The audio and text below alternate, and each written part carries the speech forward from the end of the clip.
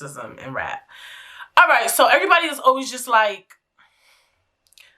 oh, these female rappers, they not serving the girls, bring Nicki back. And I'm one of the biggest Nicki fans. Like, we could talk Nicki Minaj. Like, Nicki Minaj is one of the top 5 rappers, period. Like, not just with women, just in general.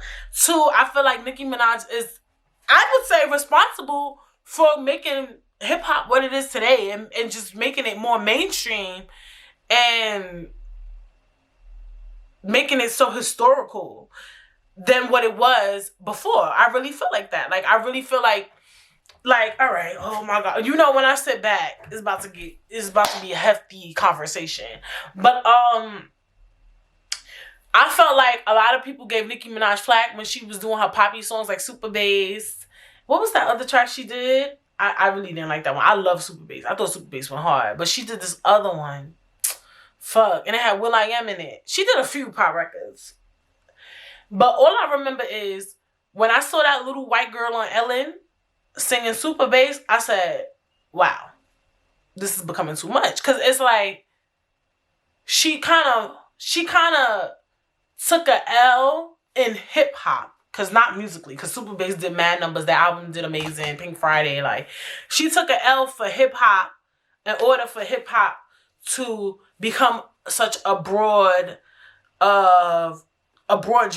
I really feel like that. Because around the time when Nicki was out, number one, women in general make everything, I think, more broader. Especially something like hip hop. Because sometimes, let's be honest, any other race that's not black, sometimes they can't resonate with the hood blackness. Does that make sense? Like, hip hop, you get the baggy jeans or the over extravagant fashion and the grills and the gun talk and the drug talk and all that, right? So a lot of times, whatever. If y'all find this problematic, kiss my black ass. A lot of times, other cultures cannot resonate with that. What Nicki Minaj did as a woman, she kind of made it seem like hip-hop, I wouldn't say could be relatable, but it could still be something you enjoy, whether you relate or not. That's what she did. So when she put out Super Bass, whether you felt Super Bass was pop, she still was rapping on that record. So people who may have never heard rap, heard Super Bass and they're like, what is she doing on this song? She's rhyming and she's rapping and what is this? And for me, I know too, if I hear something new or different, it makes me want to, expand on that genre. You know what I'm saying? So I feel like Nicki Minaj really helped make hip hop what it is today. I really feel like that. Like, some people don't like that, like, oh, we sharing rap with white folk or whatever the case may be, but she kind of really made it mainstream for me. But back to female lyricism, everybody's like, oh, all women talk about is fucking and popping their pussy and scamming niggas and what else? Fucking, popping their pussy, scamming niggas. Yeah, that's really it. And shaking your ass, which is popping your pussy too at the same time. But I feel like a lot of us complain about, oh, female rappers, all they do is talk about popping their pussy and doing this and doing that. But, like, if a female rapper was to come up here and talk about some political shit, would you listen? Or even, like, lovey-dovey shit, would you listen? I feel like the last rapper to really do that was Lauryn Hill. Like, this is the thing. I feel like I was dead thinking about this. I swear to everything I love. Like, I was dead thinking about this in the car the other day. Something about Lauryn Hill, she was so authentic. Like, I feel like you gotta be about that life. Like, these rappers that's coming out, they're not about that life. So y'all can't expect that from them. Like, can you expect, in some ways, no, I can't, I'm sorry. Can you expect, and I don't know if they're finding it offensive, a Cardi B or a Meg Thee Stallion to give you a Lauryn Hill? Like, I felt like with Lauryn Hill, because it felt so from the gut and so real, it's an energy. You could feel authenticity. Like, I feel that too, like with the SZA Control album. Like, you could feel the authenticity through that album. Or Summer Walker. Or, like, certain albums, you could feel the realism in it. So, it's going to be hard to find another Lauryn Hill. Like, I don't know if she was going through something when she made that album or whatever the case may be. And it's hard to be like, Lauryn Hill was really her. Does that make sense? Like, I feel like sometimes with these industries, they try to, like, find, like, they probably will see somebody who look like Lauryn Hill and can rap. Like, let's say, for instance, you know, I listened to Lauryn Hill growing up, and I was like, I want to rap just like her because I like this album. I like this. But is that really who you are? You know what I'm saying? Like, is that who you are? Or are you just like Lauryn Hill album and you feel like that's what you want to be? And to really pull off something like a Lauryn Hill, you have to really be about that life. That's something so hard to pull off. All the shit you got to be about that life. Like, you know, if you talk about popping pussy, I mean, you can talk about popping pussy and not really pop your pussy, though. That's the thing. That's why that genre is so easy. Or you can talk about scamming and not really scam these days.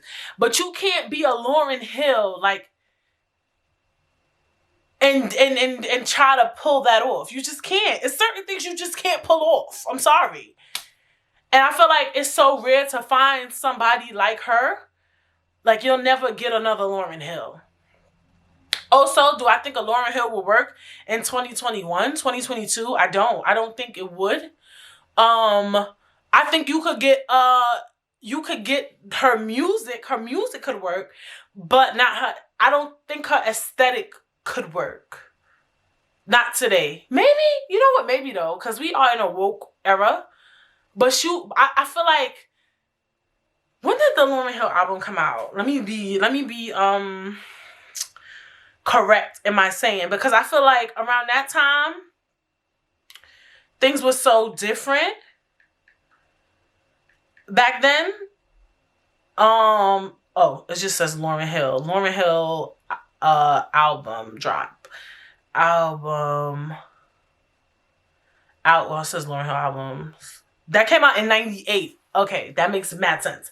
So I feel like around that time, number one, like I said, like, I feel like Nicki made hip-hop so mainstream. Around 98, and like even early 2000s, if you liked hip-hop, you liked hip-hop. Like, hip-hop had its own fan base. It wasn't like this mainstream thing. So I feel like you could really be whoever you want, because you didn't have to try to be for the masses. Does that make sense? Like, I feel like in 1998 and early 2000s, even the 90s, 80s, you didn't have to try to fit the masses.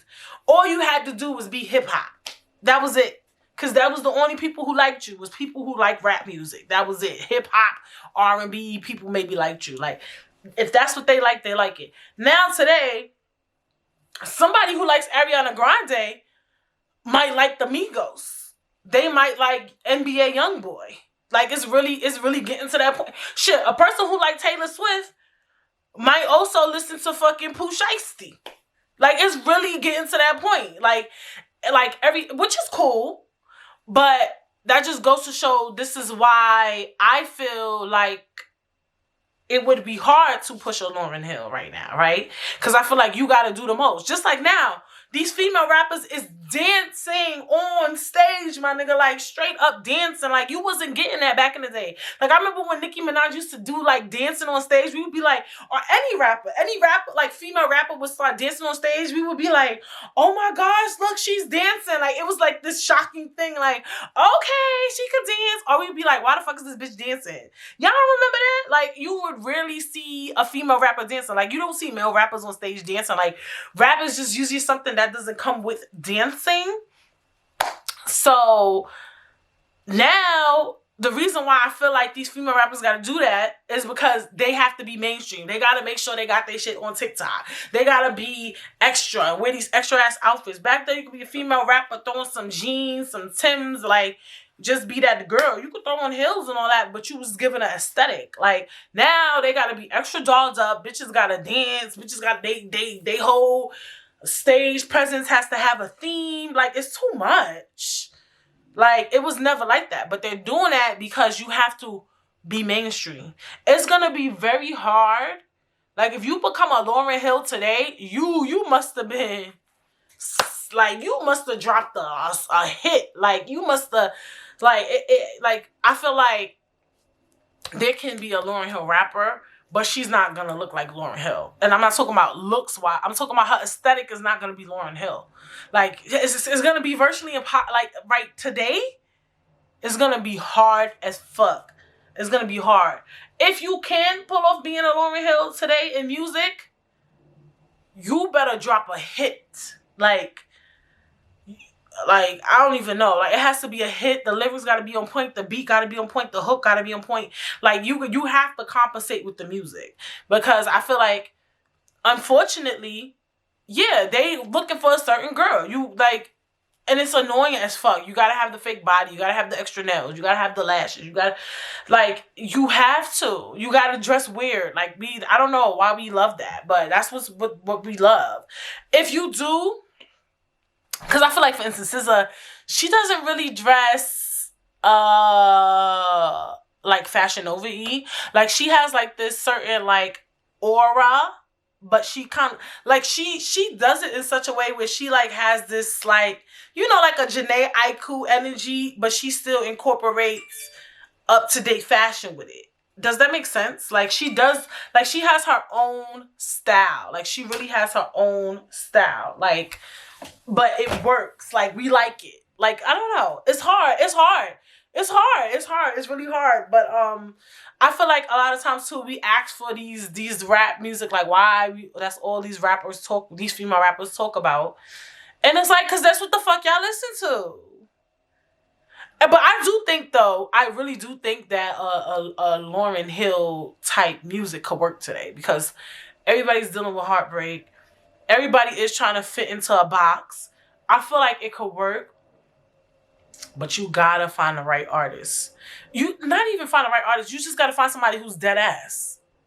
Like that type of music, that type of feel, that type of energy is not to be faked. It can't be faked. Like you can't, certain shit you just can't fake. Like you can't fake it. But I do think that music could work today. But I just don't know if the Lauryn Hill aesthetic could work. And that could be, when I say her aesthetic, because I want to be clear, because locks work. And that's why I love, y'all know who I'm talking about. Chloe and Hailey. That's why I love them so much, because it's like, I feel like they make like natural hair and locks look sexy, and they still like mad cool and hip, and we love their music. So it's not the hair, it's just I feel like back then, it's just like back then you could wear a little minimal makeup and just, it was like dope. Like, I don't know if y'all seen the episode when I talked about colorism. I feel like back then you could just wear your relaxed hair with no pieces in it. And it was, I'm saying that simplicity is not, I don't think it'll work today. I really don't. I feel like if you do it, every time you do something that's very out of the box, it has to come with something extra. Like if you say if you decide you don't want to wear makeup and you want to dress mad chill, you gotta come with an aura where you like, yeah, I don't give a fuck. I just do me. Like you gotta have a certain persona with it in order for it to work. Like, no, this is just me. Like, why I gotta like I feel like you gotta talk about it all the time. Like, for instance, Lizzo is plus size. I feel like she kind of always gotta show her body and show that she's body positive. And like, if you want to be like, that's a really good example actually. Like, if you want to be in this industry and you want to be plus size, you gotta own in on your plus sizeism. Like, maybe I'm just big, bitch, and I like to eat food. Like, why I gotta tell y'all I like being big? Why do I have to express that? Why I can't just be big? You get what I'm saying? Like, I feel like Lizzo has to show her body and has to be body positive and has to twerk and show her ass. Maybe to y'all, like, actually she doesn't. We don't need it. We didn't ask for it. For some of y'all, that's how y'all feel. But I feel like that is a part of a part of Lizzo's image. I really do. I feel like that's why she works. I'm telling you, like, you can't do shit and not have a realm of reason behind it no more as an artist. Like, if you gonna be a Lauryn Hill today, you gotta match the personality of it. Like, you can't just be a regular girl. Like, you can't just be chill. You can't just be like, Like you got like if you decide you want to dress chill and wear minimal makeup, you gotta like talk about it every 5 minutes. Like you gonna go on an interview and they gonna be like, in a world where contouring and heavy makeup and lashes allowed, what makes you you? Like, and you gotta own in on it. Like you gonna have to talk about it all the time. Talk about it in your music. Like it's like you just can't be just normalized. Like. So, I don't know. That's the only reason I don't feel like it could work. But I do feel like that type of music works because, heartbreak, all that stuff is everyday shit. So, I don't know why it's so hard for them to make music like that. And I feel it's hard to be a Lauryn Hill. Like, that's why that album is so iconic. So, that dragged out, but was a much needed conversation. What else? I wanted to talk about something while I was talking about that. Or whatever. You just finished watching a clip from a podcast called Britt Says, the podcast. BRITTSAYS.